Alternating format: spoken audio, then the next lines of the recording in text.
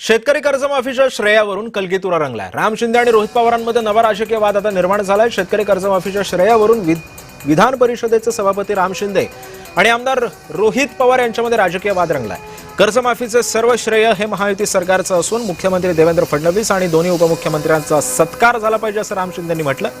स्वतःचं कौतुक करून घेण्यापेक्षा प्रत्यक्ष शब्द पाळणाऱ्या सरकारचंच हे श्रेय असल्याचं राम शिंदे म्हणाले। आणि त्यांच्या याच टीकेला प्रत्युत्तर देताना कर्जत जामखेडच्या जनतेनं प्रेमानं केलेला सत्कार स्वीकारला। राम शिंदेंचा कोणीही सत्कार करत नसल्यानं त्यांच्या पोटात दुःख होत असल्याचा आरोपही रोहित पवारांनी केलाय।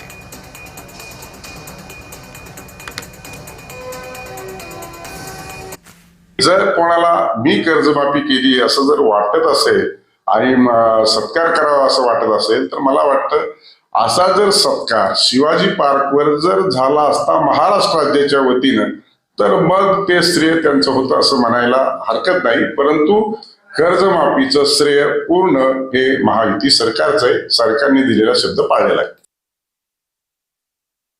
शेतकऱ्यांचं आंदोलन मोठ्या प्रमाणात केलं होतं तेव्हा सगळेच लोक त्यांच्यापासून सगळे आम्हाला नोटंकी वगैरे बोलायला लागत होते।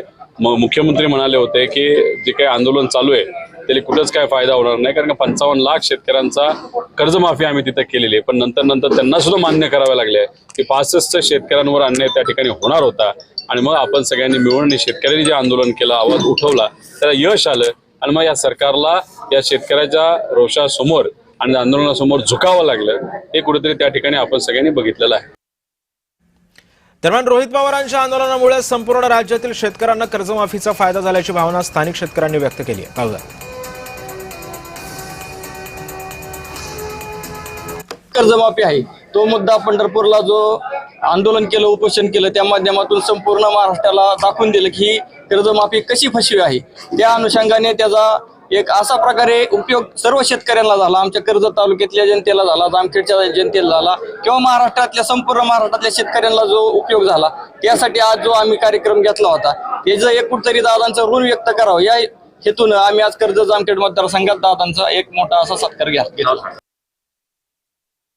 अन्नदात्यासाठी अन्नत्याग हे जे आंदोलन केलं त्यामुळं शेतकऱ्यांना कर्जमाफी झाली आणि सरकारला 2 पावलं मागे सरून सरसकट शेतकऱ्यांना या कर्जमाफीचा लाभात पात्र ठरवण्यात आलं। आमदार रोहित पवार साहेब हे फक्त आमदार असताना अन्नदात्यासाठी अन्नत्याग करून या सर्व शेतकऱ्यांना महाराष्ट्रातल्या कर्जमाफीत बसवण्यासाठी अन्नत्याग केलं आणि स्वतःचं रक्त जाळून या शेतकऱ्यांना सरसकट कर्जमाफीत बसवलं।